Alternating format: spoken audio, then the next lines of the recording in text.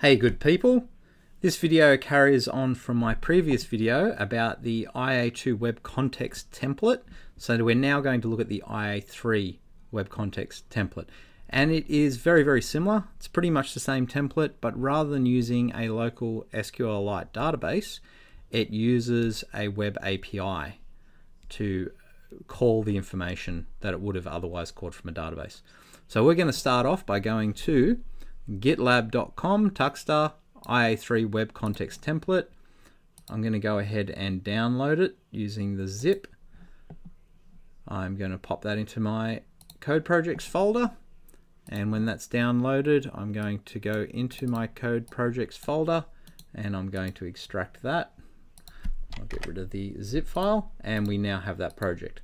So I'm going to go into VS Codium and I'm going to go ahead and open a folder, code projects IA3 WebContext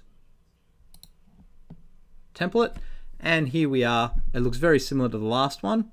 So we've still got our data store, our forms, our static files, our template. Everything's exactly the same as the last folder. The last project. But if you look this time into the data store, it's not a local data store. So I don't have the SQLite database there, and I don't have the DB controller file. I've got the API controller file. So that means the rest of our project can stay exactly the same.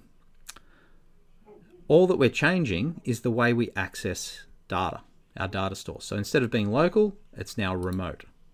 So if I go into that file there, you can see I've set the base URL because we're going to run it locally. I've set that to 8,000. That may have to change. I can't remember what the default is. Let's go into main and have a look.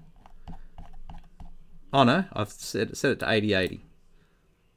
Oh right, okay, sorry, I'm confusing myself. This project runs on 8080, but our API is going to run on 8000. So they need to be on different ports, of course. So this is going to talk to the local host where I'm going to be running our API. Then I can call different URLs. So I'm going to take the base URL for this one, for instance. When I say select matching user, I'm going to pass in that information, first name and surname. So the URL will be the base URL plus select matching user. So that'll be the function we're calling, the URL we're calling. We're going to set our parameters of the call to the variables that we've been given, and then we're going to post that request and get the response, which will be in JSON. And then it's going to check for matches out of that. Okay, so that gives you an idea of how we call our API. So if we want to add a user, for instance, we're going to call the base URL and the add user function. So that'll be localhost 80 API /add user. And then we're going to set some parameters, the first name, surname, and age, and we're going to post that. So it's going to put it into the database. Now, normally you would check a response to make sure it's successful and so on. But at this level with the student project, I'm not doing that. If they want to add that, that's fantastic. But remember, it is a prototype. We're not asking for a full, completed, commercial-ready product.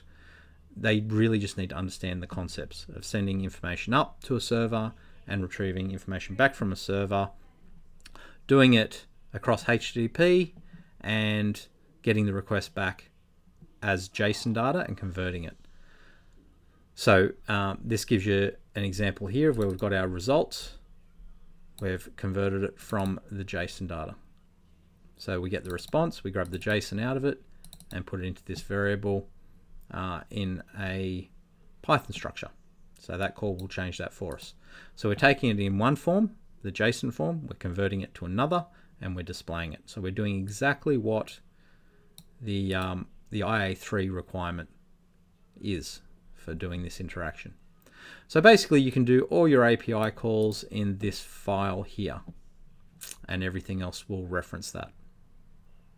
So if I go to my main and I go to an example, add user. So we're going to create a page called add user. It takes get or post, can be either, whereas you can see user details is get only.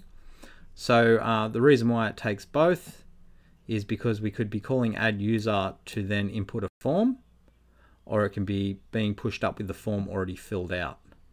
So if it's already filled out, we need to grab our API controller and we'll call that API add user function and give it the information it needs from that form. So that will go ahead and put the information into the database that's on a remote server.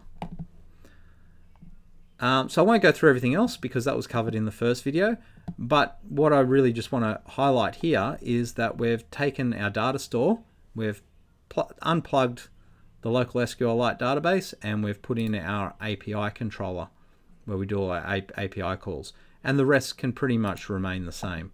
We're just going to access an API controller instead of a DB controller. Okay, so that can show students also how you can really modularize your code. So you can take parts out and replace parts without having to affect all the rest of the project. Now there's one more thing I would like to do, and that is to run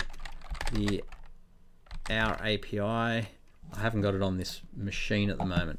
So what I'm going to do is I'm going to stop the video for a second. I'm going to go install our API. I'm going to show you it working, and then that will be it for the video. So just hold on a sec. Through the magic of video, we now have our API installed. Now with our API, you can easily customize it with two simple files. If we have a look in our IA3 context template, you'll see there's a folder there, our API files. So in there, I've provided a definitions ini and an SQLite database to match the template. If I open that up, you'll see that I've got these selecting matching user, add user, and authorize user. That's the API that I've created for this. So we just copy that over into the our API folder, and that's all up and running. So if I look at API summary, you can see that that is the matching API. Select matching user, first name and surname for our template. And that's the route, and that's the SQL that will get run for it, which you'll recognize from the previous video where we had it all locally. Okay, so we now got this server running on port 8000, and we've got our template here running on port 8080. So they're running on separate servers. Now, as I've reiterated a number of times in the conversation of digital solutions, these are two separate systems, and you are doing it over a network protocol, over HTTP. It doesn't matter that this is on the same physical machine. This could be on the other side of the world, and it would work exactly the same. You just have a different URL instead of localhost. So it does meet all the requirements. It is doing genuine API calls. So please don't get caught up on that thinking that, oh, it's on the same machine, therefore it's the same system. It is an external system. It is using genuine network protocol, sending information across to a REST server and back again. I've just done it in a way that makes it really simple for a student to be able to do everything locally on their own machine without an internet connection and still be able to do all the work whenever they want, wherever they want. Okay, enough ranting about that. Let's actually see it in action.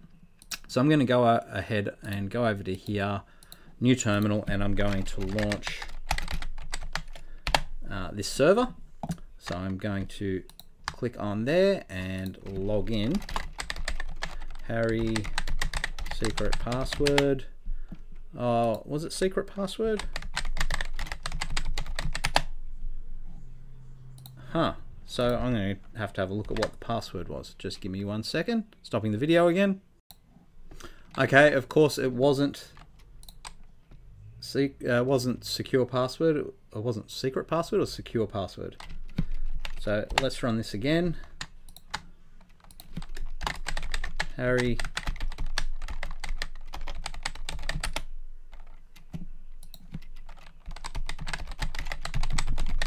Secure password. Got there in the end.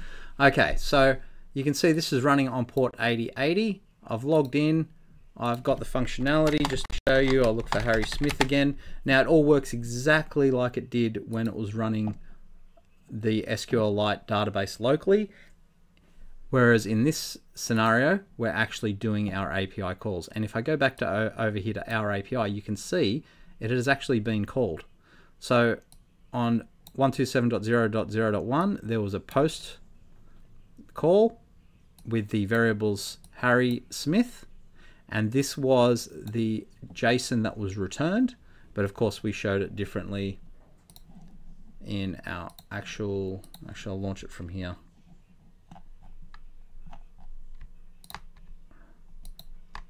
Okay, so if I search the user, I'll do Larry, SM will do, Larry blogs. Okay, so if I have a look at our API, you can see I've called Larry with SM. This is the string I've gotten back as JSON, and this is how I've shown it on the screen. So I'm taking it in one format and I'm displaying it in another, which is the whole point of IA3. So you can see now that I'm using our API and I'm using the template. I don't have any Apache server running. I don't have any MySQL server or Postgres or whatever else server running at all. This is just running straight Python code in projects.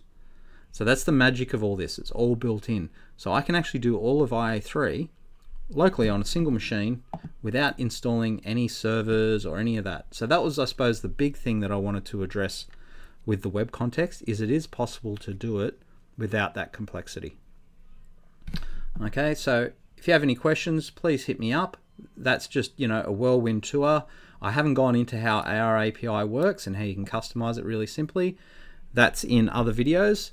They're all available on my channel as well, so please check all those out.